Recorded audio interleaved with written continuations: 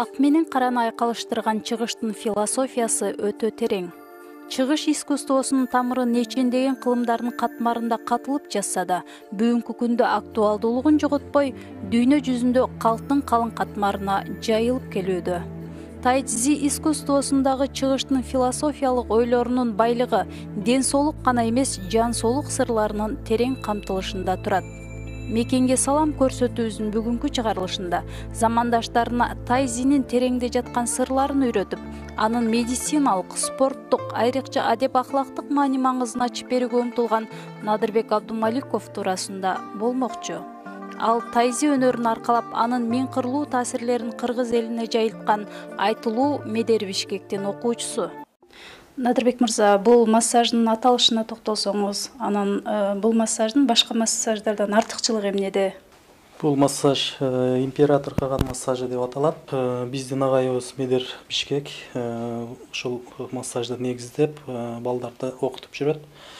Массаж негизинен Кытайдын, Вьетнамдын, Япондун, Кыргыздын өзүнүн өзмөчүлүктөрдү ошол синтездеп туруп, ошол бүт массаждар синтездеп, анан ушул массажды император кылган массажды негиздеп чыккан. Азыркы күндө ошол Медер агайыбыз 200дөн ашык окуучулары чыкты. Ошол массажды окуп Бишкекте курстарды өтүп жатат. Ошол император кылган массаж боюнча атайын школа ачып, ошол курстарды окуучуларды даярдап иштеп жүрөт.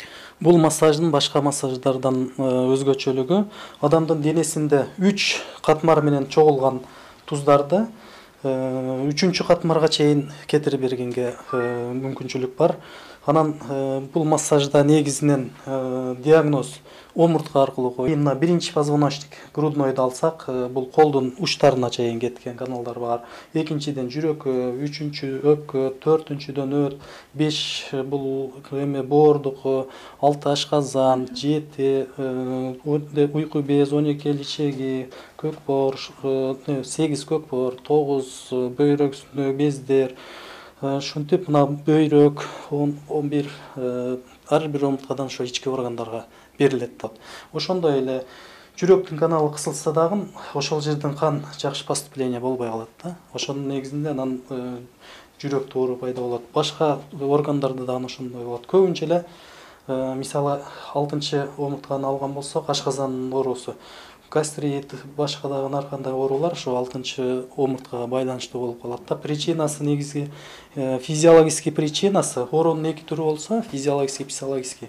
Физиологический причинасы бул мына ушул көпчүлүгү азыр эми 92% примерно айтып жүрүшөт, ошол оорулар бүт омурткага байланыштуу болот экен да.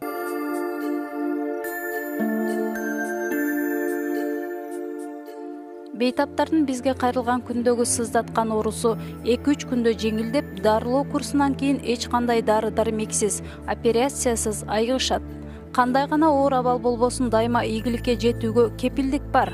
Мында оорулуунун позитивдүү ой чабыттары менен айыгуусуна болгон ишеним абдан чоң рол ойнойт, дейт Надырбек мырза.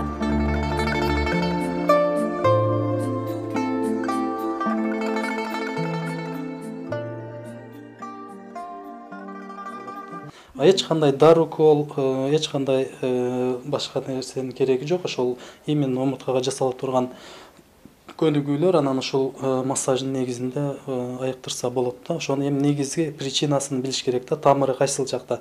Эгерде ушул омурткага байланыштуу, анан мына энергетический каналдарга байланыштуу болгон болсо, ошондо ошон үчүн эң биринчи эме адам баласы омуртканы жакшы кармашыбыз керек.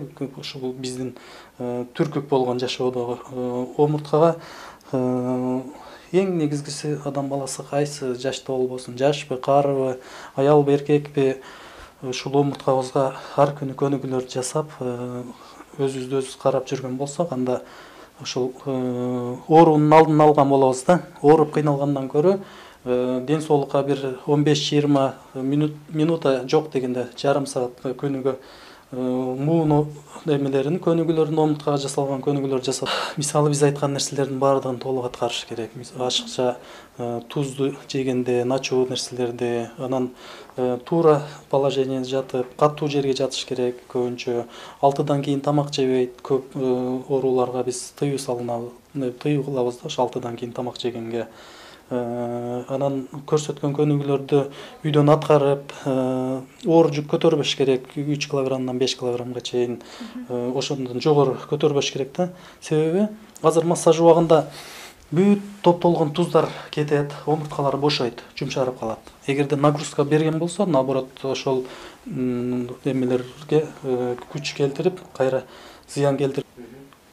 Надырбек мырза, айтсаңыз, ушул адамга өзгөчө жаштыкты, сулуулукту тартуулоочу бул өнөрдү кантип? Бул массажды студент кезде ошол Мерим фондунда агайым колуна барып занимация эте баштадык 99-жылы.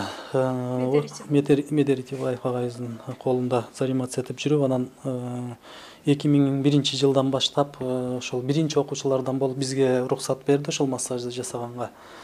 2 жылдын ичинде ошол тайзинин көнүгүүлөрүн 24 деген формаларын, 40 деген формаларын үйрөнүп, ошонун кошумча ушу массаждан үйрөнүп, өзүбүзчө кабинет ачып иштей баштадык. Алгач Ош шаарында иштедик, анан Ноокатта, Бишкекке келип, Алмата, Татарстан, анан жакында ошол 1 жарым жылдай болуп калды. Москвага келип, ушу жерден кабинет ачып иштеп жүрөбүз.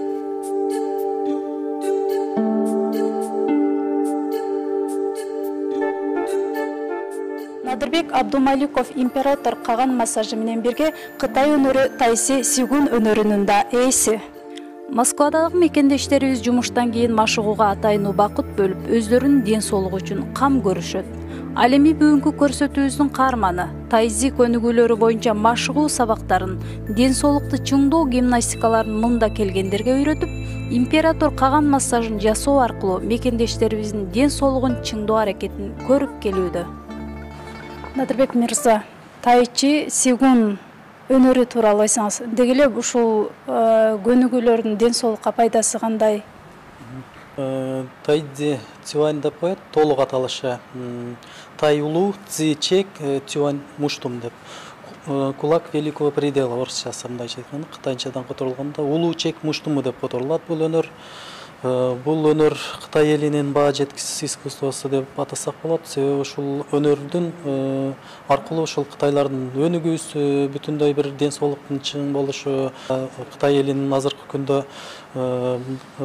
мисалы 120 жашка чейин жашап, 100 жаштан ашып жашагандар өмүрүнүн узактыгына пайдасы өтө чоң экен. Ушул искусствонун пайдасы менен Кытай эли дагы өздөрүнүн маданиятын өнүгүү өсүшү ушул өнөргө тыгыз байланыштуу болот. Надырбек мырза, мына баарыбыз мекенден сыртта жүрөбүз, туулган жерге болгон сагынычыбыз күч. Ушул биздин бүгүнкү берүүбүздөн пайдаланып, мекенге салам жолдосоңуз болот. Алыс жерде жүрүп, ушул мекенимди чындыгында сагынабыз. Барып, мисалы 5 күнбү, 10 күнбү, 1 айбы жүрүп эс алып келгибиз келет. Ошол туулуп өскөн мекенибизге чоң салам жолдоп кетмекчимин. Ошону менен бирге Ноокат районунун Кара Таш айылында жашаган апам Буайшага салам айтам. Бир тууган эже карындаш, агайыны, кызым Таңсулууга салам айтам, аябай сагындым кызымды. Ушул өнөрдү бизге тартуу кылып үйрөтүп, жол көрсөткөн агайларыбыз Макен Исакович агайыбызга, Медер Бишкек агайларыбызга чоң салам айтмакчыбыз. Ушул агайларыбыздын ден соолуктары чың өмүрлөрү узун болсун, үй бүлөлүк бакыт ар дайым болсун. Эки дүйнөдө ушул агайларыбыз бактылуу болушуну чын дилден каалап кетебиз. Лира Ахматова, Мадина Жапарова, Нургазы Жайнаков, Атайын Кутмантан көрсөтүүсү үчүн Москва шаары.